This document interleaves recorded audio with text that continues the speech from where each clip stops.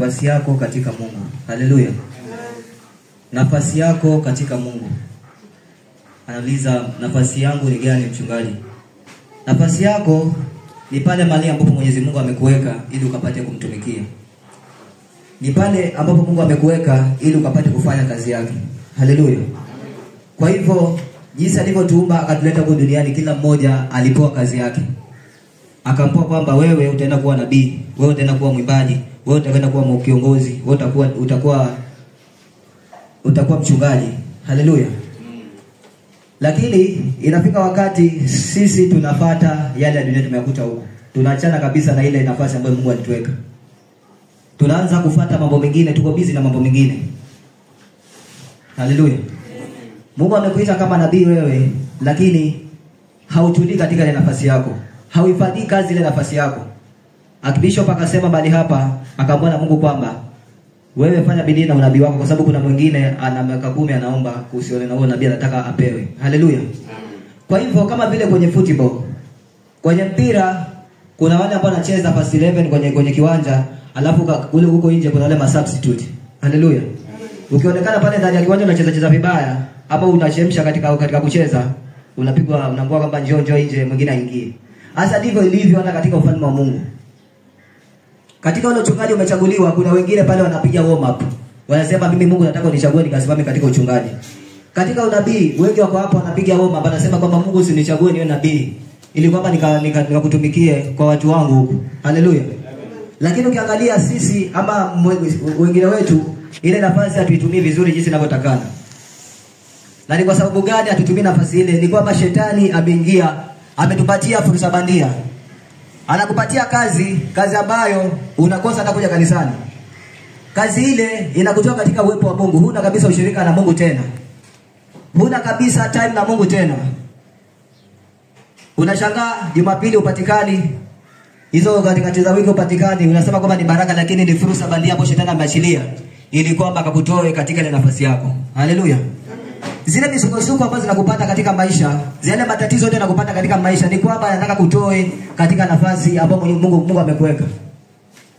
Kwa hivyo tunafaa tuombe sana Mwenyezi Mungu akatusaidie ili kwamba zile matatizo yasitutoe katika nafasi zetu. Zile changamoto zisitutoe katika nafasi zetu. Ile misukosuko hata kama ni ya namna gani isitutoe katika nafasi zetu. Ili kwamba kubaki katika nafasi zetu. Na unapokuwa umebaki katika nafasi yako, basi pale kuna baraka. Haleluya. Akibishop akatulia miaka mingi hiyo, akikaukiwa kabisa, michangamoto nyingi, amekosa hata school fees za kulipia watoto wake. Lakini akatulia katika nafasi aliyo Mungu aliyomuitia, na Mungu akambariki. Kwa hivyo unapokuwa umetulia katika nafasi Mungu alikuitia, hakika utabarikiwa. Hakika Mungu atakufungulia kabisa, kwambia basi hata kama kuna njaa katika eneo, lakini nenda kwa kijito pale, nitakutuma kunguru akulishe. Haleluya. Nenda pale kwa kijito, kile kijito hata kitikauka nitakutuma kwa mama mjane. Haleluya. Kwa sababu umebaki katika nafasi yako. Lakini ukitoka katika nafasi yako, unaenda na akili zako na kuna venye utatoboa. Elia akawa ametumwa na Mwenyezi Mungu, akamtangazia Ahabu kwamba hakutakuwa na mvua kwa miaka 3.5. Alipofika mahali pale akatangaza kama hakutakuwa na mvua kwa miaka 3.5. Lile jambo likatokea kweli, likaafect ile area yote, hata yeye pia mwenyewe akaafektika. Lakini ile changamoto haikumfanya Elia akatoka katika nafasi yake. Alibaki katika nafasi yake, ndio maana Mungu akamwambia Elia, nenda kule nimekuandalia kijito pale. Utakunywa maji, alafu nitatuma mtu wangu ambaye ni kunguru akuletee chakula. Ukiangalia katika macho ya kibinadamu, kunguru akipoa chakula anakuletea kweli? Hakuletei. Lakini kama ni Mungu, hata yule adui wako atakuletea chakula utakula. Mungu atagusa hata ule ambao unadhani kwamba huyu hata kiletoa baraka zangu atazizuia, atazitoa kwa wakati wa Mungu. Haleluya. Kwa sababu umebaki katika ndani za Mungu, Mungu atakutengenezea njia. Elia akabaki katika kile kijito. Akasema nitatoa chakula wapi? Maana katika miche hakuna miche, mvua hainyeshi tena. Hakuna maduka, hata maybe kule jangwani kuna maduka kwa mbali. Na hata angekuwa na maduka angetoa wapi pesa? Lakini Mungu pale akawa anamtuma kunguru, ndio kampelekea mtumishi wangu chakula. Tena ni nyama, chakula zile nzuri. Kwa sababu unabaki katika laini ya Mwenyezi Mungu. Lakini usipobaki katika laini ya Mwenyezi Mungu, unatoka mara umebaki katika laini ya Mwenyezi Mungu leo, kesho umetoka na shughuli zako, basi Mungu hata angalia kabisa maisha yako. utabeba vile vile na akili zako. Elia ilipoisha kile kijito mahali pale akamwambia sasa ni sawa, nenda kwa mama mjane nimemtayarisha kule. Mama mjane mwenyewe alikuwa amebaki tena kozi kidogo tu ya unga, ale afe na mtoto wake. Pale Elia akatokea akamwambia basi nipikie mimi mwanzo, nile mimi mwanzo alafu mtakula baadaye. Yule mama alifanya kwa shingo pande tu kwa sababu mtu hata humjui. Amekuja kwamba nipikie na kwa imani akapika. Na chakula kikupungua tena pale. Haleluya. Kwa hivyo unapokuwa umetulia katika nafasi ya Mungu, hata kama kuna kiangazi, kile kiangazi kitakuaffect. Utapata chakula kwa mama mjane ambacho ni kwamba hakiishi mpaka pale mvua itakaponyesha. Hakiishi. Haleluya. Lakini unapotoka katika laini ya Mwenyezi Mungu, basi utakaukiwa na hakuna njia ambayo Mwenyezi Mungu atatoa. Na katika ile nafasi yako Mungu amekuwekea, unapojitoa katika nafasi yako hata jina linabadilishwa. Haleluya. Jina lako linabadilishwa. Unasema mimi ni mchungaji. Tushukuru Mungu kwa sababu hapa tuna madhabahu, hapo Mungu ananena na anaona. Haleluya. Ukiwa mchungaji umetoka katika laini za Mwenyezi Mungu, umejaribu kuonywa, umekataa, Mungu anakushukisha katika madhabahu. Na hata unaweza kuitwa mtu mshirika. Lakini hadi saa zingine za nje, mtu yeye ni pastor anaenda kusema. Haleluya. Yeye anafanya mambo yake lakini asimamishi. Lakini pale lile jina kule kwa Mwenyezi Mungu haliko. Ni kwamba anafanya uchungaji tu kama kwa mazoea. Kwa hivyo katika kusimama, katika kutoka katika ile nafasi ambayo Mwenyezi Mungu amekuweka, pia na kupotezea jina. Tukisoma katika kitabu cha Yuda, mlango ni wa kwanza. Yuda mlango ni wa kwanza.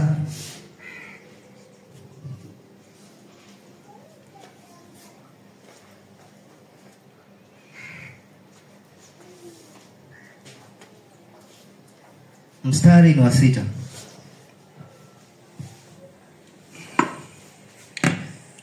Tunasoma kutoka kitabu cha Yuda, mlango ni wa kwanza, mstari ni wa 6. Yuda mlango ni wa kwanza, mstari ni wa 6.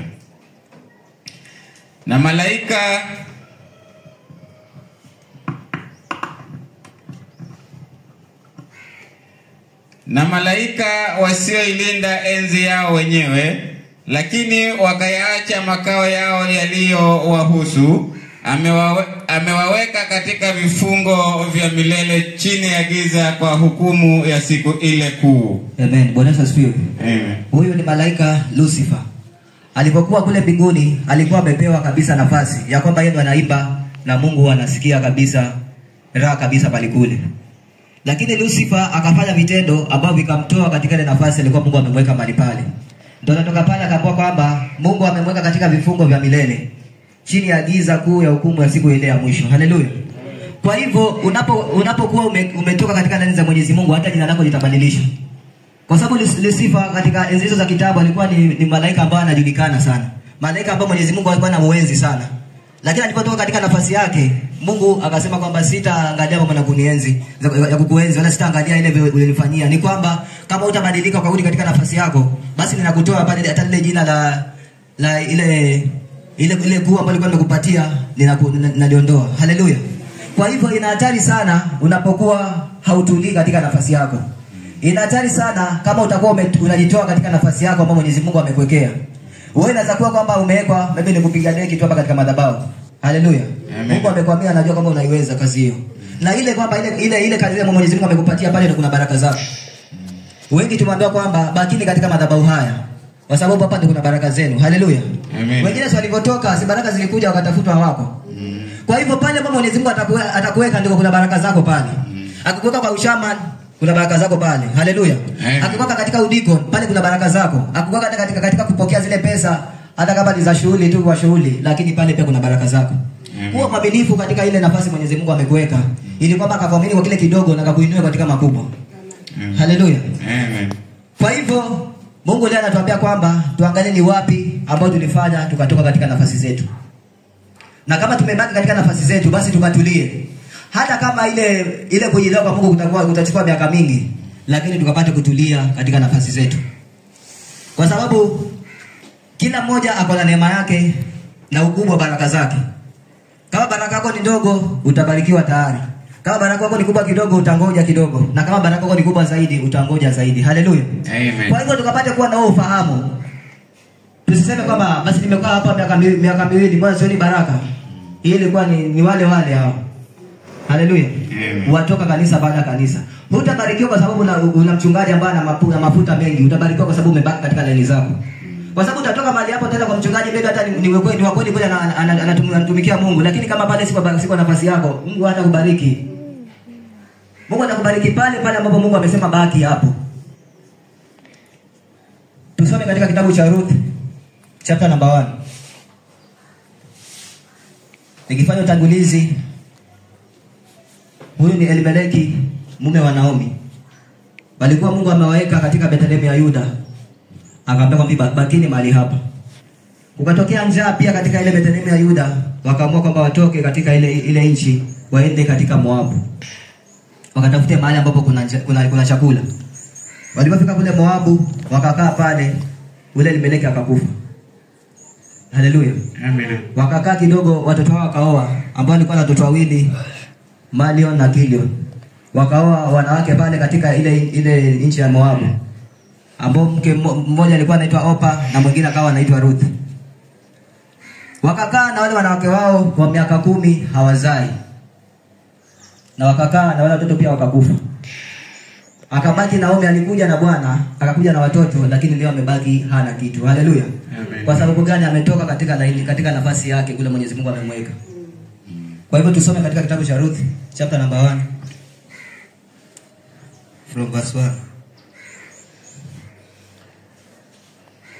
Tunasoma kutoka kitabu cha Ruth, mlango ni wa kwanza, kuanzia mstari wa kwanza.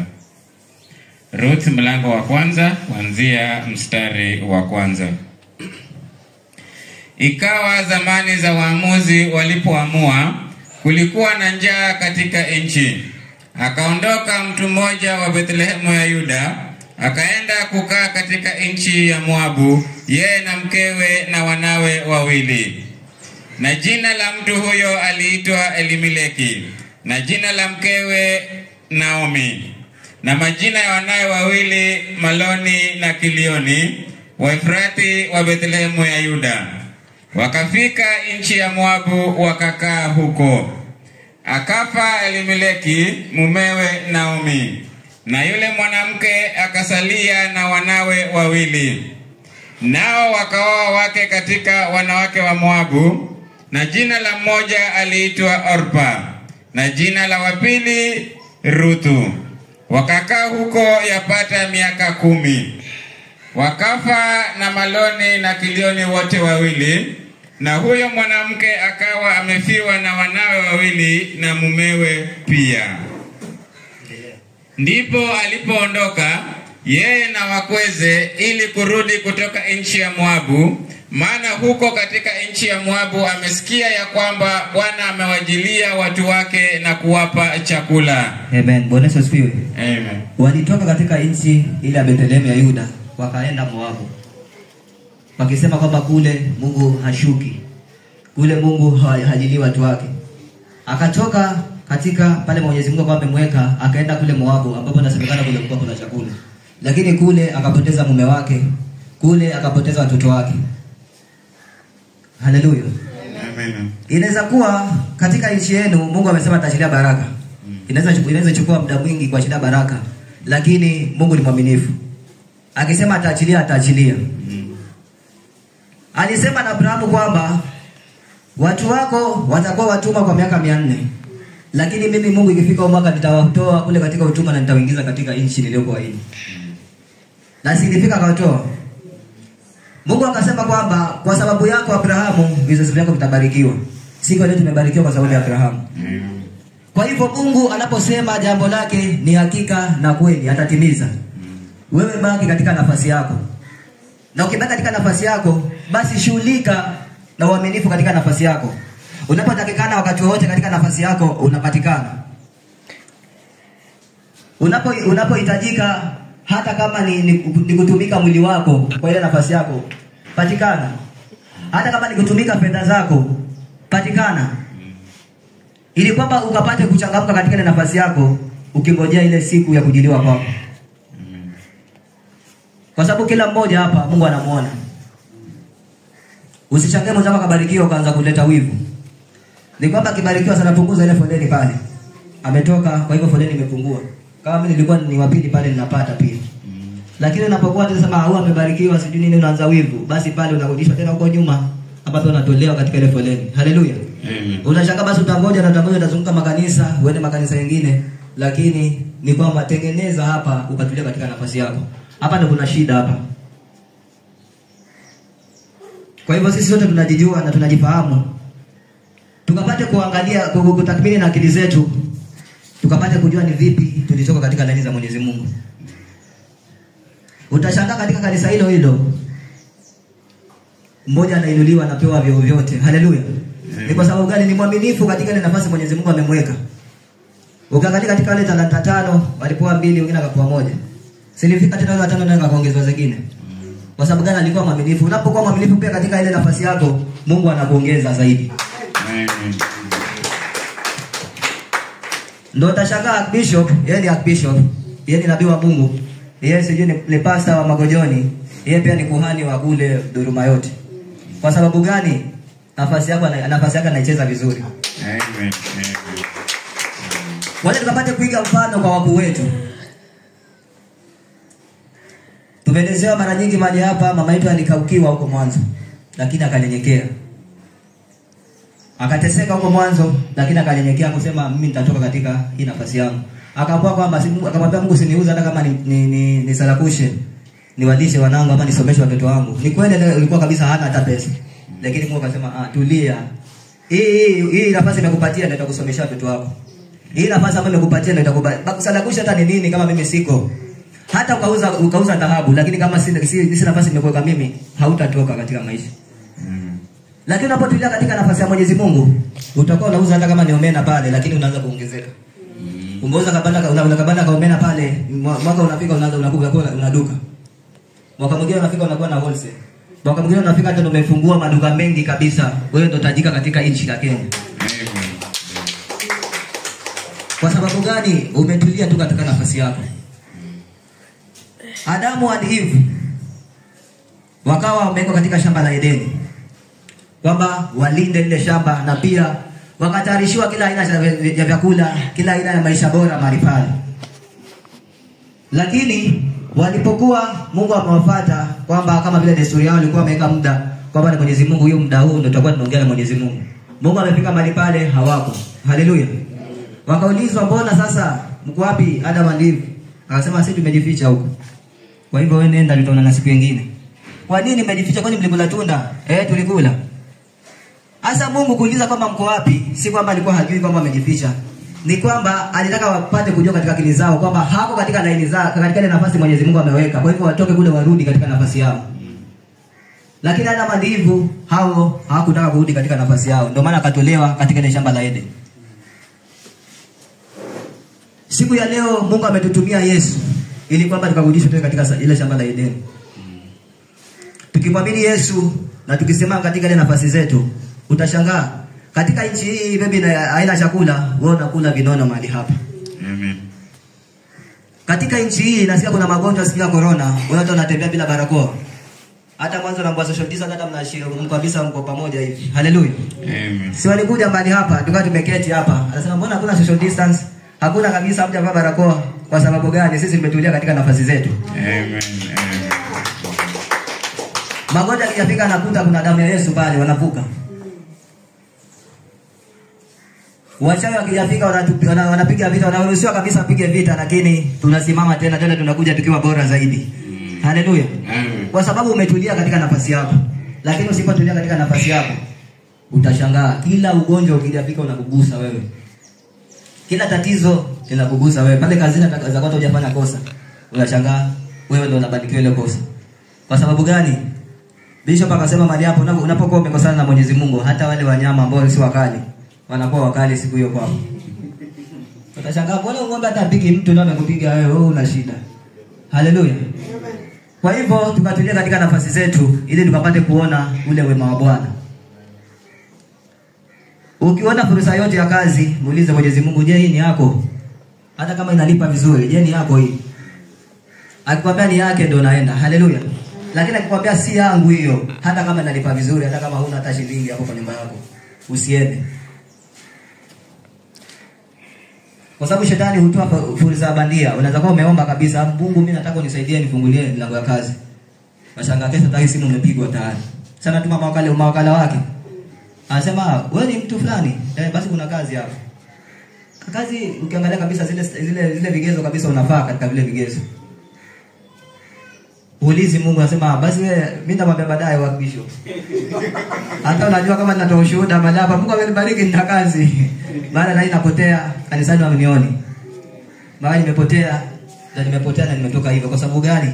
Ilikuwa si nafasi ya Mwenyezi Mungu na sikumhusisha Mungu mahali pale. Nikatolewa katika ile nafasi yangu. Kwa hivyo tukapate kuwa na ufahamu, tukapate kujua hizo tricks za shetani. Alafu kitu kingine ambacho kinatoa watu katika nafasi zao ni pale unapojilinganisha na wale wako. Haleluya. Unapoona kwamba mimi sasa naweza. Kama ni kuonyeshwa naonyeshwa. Kama ni kuimba naweza kuimba. Kwa hivyo mimi naweza kufungua kanisa yangu. Ukianza kufikiria hivyo mama ama ndugu yangu utakuwa umepotea. Utakuwa umepoteza. Ni wangapi walitoka mahali hapa na hicho kiburi hicho? Wako mpaka siku ya leo. Wako flat. Kwa hivyo wewe tulia katika nafasi yako. Hata kama katika macho binadamu inaonekana kwamba hii haina thamani, hii nimepewa. Mimi nakuosha vyoo. Nashangaa mbona hata ndio ikifika leo hata ndio vimechafuliwa zaidi. Mimi kazi mbona wachafuliwa wale watu wengine. Mwanzo ndo anachafua zaidi, kumbe pale ndo Mungu anataka ule unyenyekevu kabisa unyenyekee.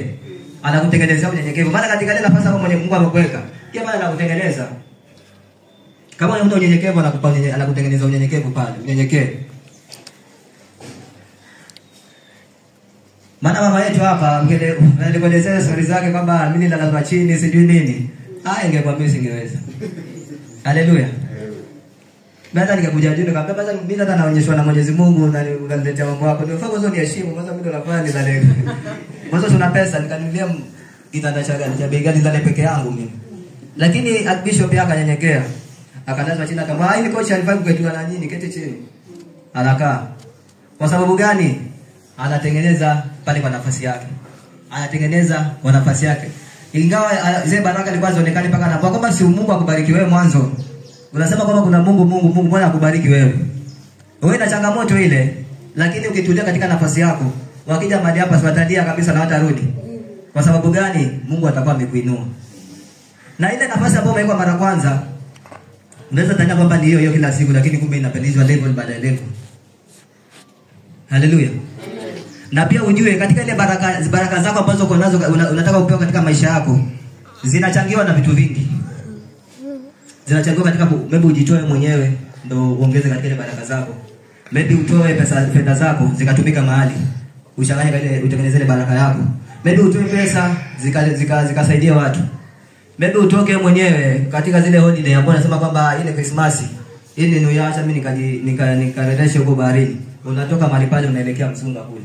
Pale nilikuwa bado unatengeneza ile baraka zako ambazo unazihitaji kwa ile nafasi yako. Ndio maana Mungu akasema kule nimeongezea maisha. Kwa hivyo usiofu pale ambapo Mwenyezi Mungu amekuweka.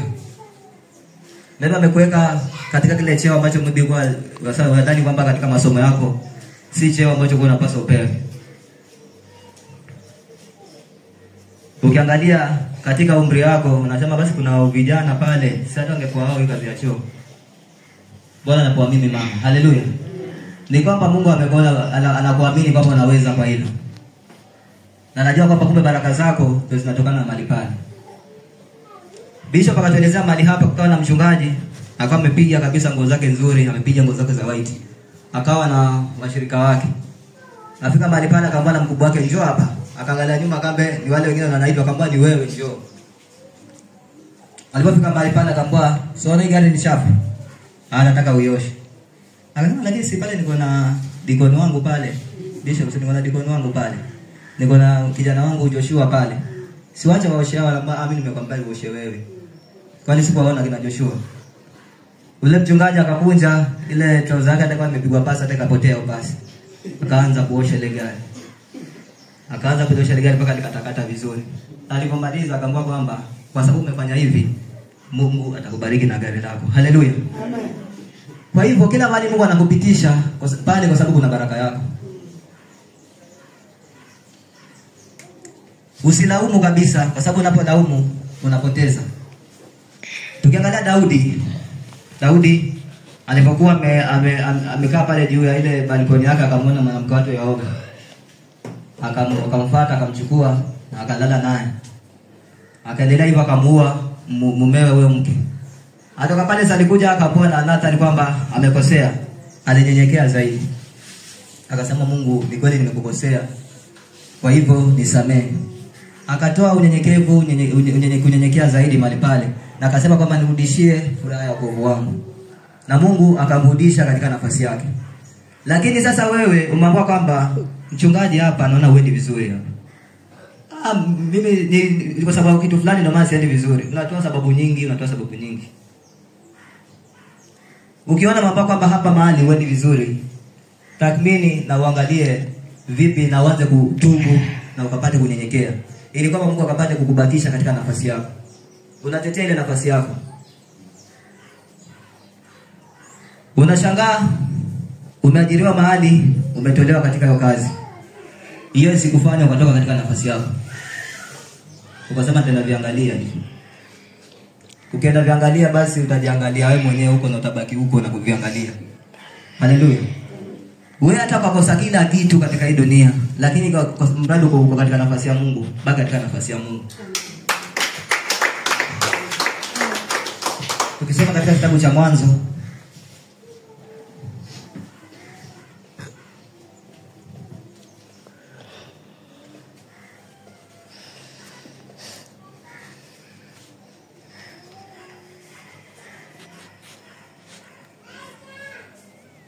Mwanzo 26 mstari wa 3.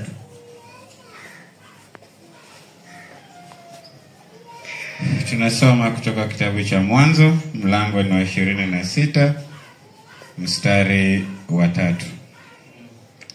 Mwanzo mlango 26 mstari ni wa 3. Kaa ugenini katika nchi hiyo, nami nitakuwa pamoja nawe na kukubariki, maana nitakupa wewe na uzao wako nchi hizi zote, nami nitakifanya imara kiapo nilichomwapia Ibrahimu baba yako. Amen. Bwana asifiwe. Amen. Hapo ni Isaki alipokuwa kumepatikana shida katika ile nchi alipokuwa. Akataka atoke pale aende tena kama vile babake alipokuwa amefanya. Lakini Mungu akamwambia kwamba baki mahali hapa, kwa sababu mimi nitakubariki na pia nitatimiza ile kiapo ambacho nilikuwa nimewekea na babako Abraham. Kuna maagano mengi tumewekewa mahali hapa. Mungu ametabiri kwamba nitakufanyia hivi, tukufanyia hivi. Ninakuambia kwamba unapobaki katika nafasi yako, hizo vitu vitatimia.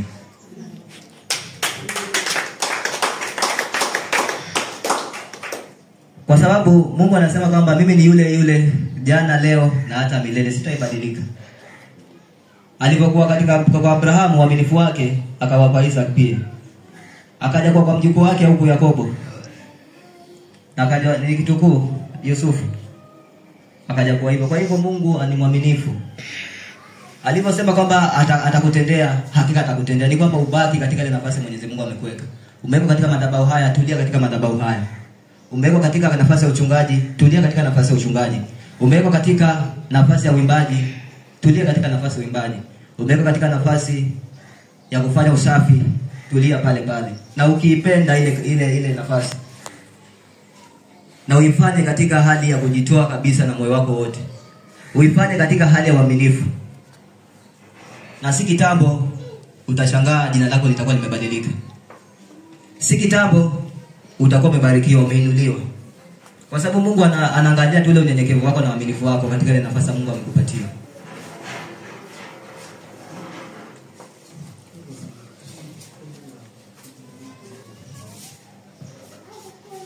Kwa hivyo usipokuwa mwaminifu katika nafasi Mungu amekuwekea, basi zile baraka zote ambazo zilitabiriwa mahali hapa, basi utaviona tu kwa visasa.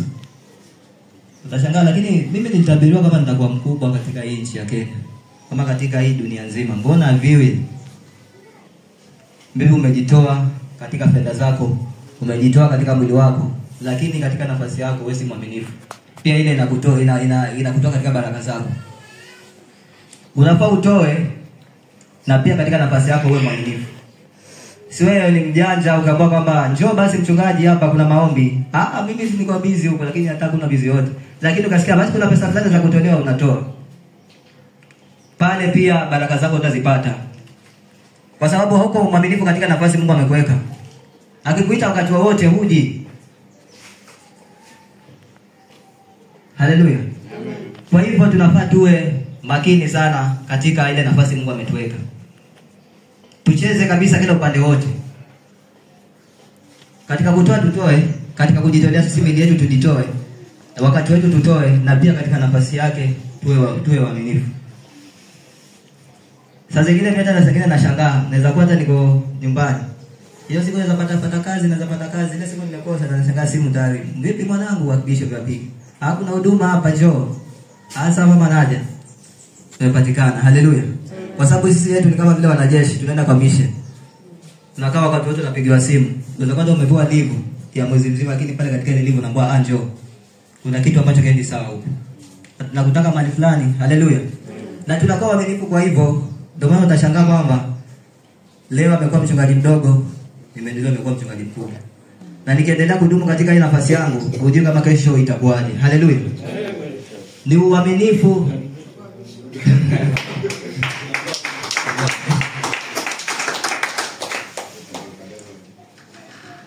Bwana shangaa Reverend Boris alikuwa yeye ni chama. Tumemzoea kama chama, pastor. Na Mungu akambariki yeye ndio treasurer wa ministry yote. Yeye ndio reverend wa ministry yote. Kwa sababu gani amefanya hivyo? Ni kwamba ni mwaminifu. Kitu ambacho kilinigusa na reverend ni kwamba ile siku alipokuwa kazi, anatoka saa 6 usiku lakini anapatikana katika ile huduma. Ilikuwa ni ya mwezi wa 5 ile ya kuombea nchi ya Kenya. Kama mimi mwanadamu niligusika na hilo, wewe Mungu si zaidi. Alafu akianza kuinuliwa hapa anasema kuna maonevu hapa. Haleluya. Maonevu gani? Wewe mwenyewe utulie, unakuwa kama kasungura. Leo unapatikana pale, leo unapatikana kule. Jumapili hiyo anasema leo napumzika leo. Siendi kwa kanisani. Haleluya. Basi ututengenezee sisi ni kwamba nafasi yako kuna watu wanapiga warm up pale. Atatoka lini huyu bwana mimi niingie pale.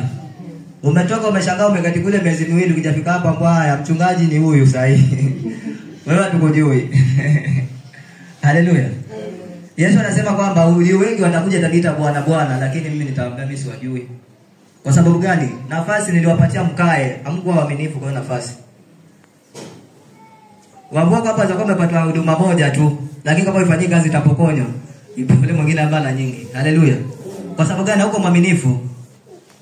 Hata ile ya kuosha choo ile unaona kwamba ati hii basi ni ndogo. Unashangaa hata kwa nikapoata mimi tayari. Nikaongezewa katika ile nafasi ambayo katika ile nafasi yangu. Ili kwamba zile baraka zangu zikaongezeke. Kwa sababu anasema kwamba nyumbani mwa Bwana kuna kazi nyingi, lakini watenda kazi ni kidogo. Kwa hivyo nini kidogo basi jibidisheni pia kwa sababu akaenda tafuta mmoja kule akimpata kule, anamtafutia chumba pale. Chumba gani unataka kinalegea hapa? Ni hichi. Ashangaa haya mambo kuna wewe ni mchungaji ambaye kuna msaidizi wa mchungaji hapa. Kwa sababu gani Mungu ameona ule kulegea. Lakini unaposimama vizuri, unashangaa ni msaidizi wa mchungaji amepoa kanisa lingine huko. Kwa sababu unasimamia vizuri nafasi yako. Kwa hivyo kitu ambacho Mungu anataka ni kwamba tukapate kujihoji wenyewe. Tuangalie je, tunasimamia nafasi zetu vizuri? Na je kama kuna mali tumelegea, tuangalie ni wapi tumelegea ili kwamba tukapate kutengeneza. Mmoja anaweza kwanza niuliza kama nitadumu vipi katika nafasi yangu. Ni kwamba ukajijenge, ukapate kuwa na ule kuomba kwako binafsi. Haleluya. Maombi binafsi. Si unangoja kwamba kuna maombi hapa kanisani ndio umekuja. Lakini kule kwako hata ni moyo unalala tu. Ukiamka unalala ukienda tu. Ile itakusaidia mchungaji. Italeta ulinzi katika ile nafasi yako.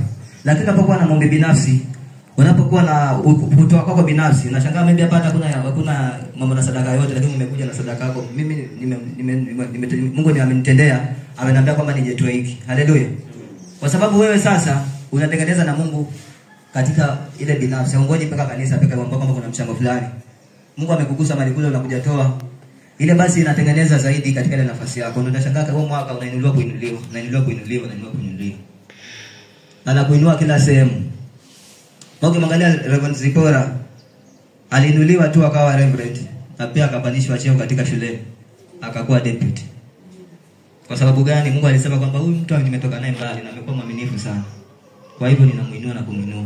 Kwa hivyo jinsi tunavyoona wenzetu wanainuliwa, pia sisi tunaposimama vizuri katika nafasi zetu tutainuliwa. Kwa sababu Mungu anasema mimi nina macho natazama kwa duniani. Niangalie ni nani ambaye ananitafuta nikapate kuonekana kwake.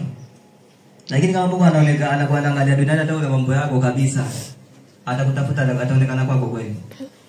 Kwa hivyo tukapate kutathmini na tukapate kujua wapi tajua ni vizuri na tukapate kutengeneza. Tukimalizia katika kitabu cha Mwanzo Mwanzo 13 kuanzia 10 mpaka 11. Mwanzo mlango wa 10. 13 na 10, mlango wa 13 mstari wa 10. Tunasoma kutoka kitabu cha Mwanzo, mlango ni wa 13, mstari ni wa 10.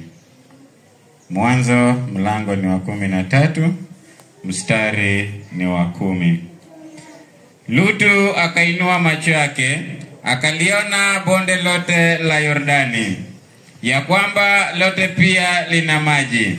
Kabla Bwana hajaharibu Sodoma na Gomora, lilikuwa kama bustani ya Bwana, kama nchi ya Misri hapo unapokwenda Soari. Basi Lutu akajichagulia bonde lote la Yordani. Lutu akasafiri kwenda upande wa mashariki, wakatengana wao kwa wao. Amen. Bwana asifiwe. Lutu alipotengana na Abrahamu, wao kwa wao, inamaanisha kwamba walitengana wenyewe kwa wenyewe, hakuna kumhusisha Mungu. Haleluya. Walipotoka mahali pale akachagua kwamba akasema wacha mimi niende katika hii nchi naona kama iko vizuri sana. Wala ngoja chagua. Na pale yeye alikuwa amekuwa chini ya Abrahamu na baraka zote alizozipata ni kwa sababu ya mafuta ya Abrahamu. Akajitoa katika ile nafasi ambayo Mwenyezi Mungu alikuwa amemweka. Katika nafasi ambayo ilikuwa ni chini ya Abrahamu.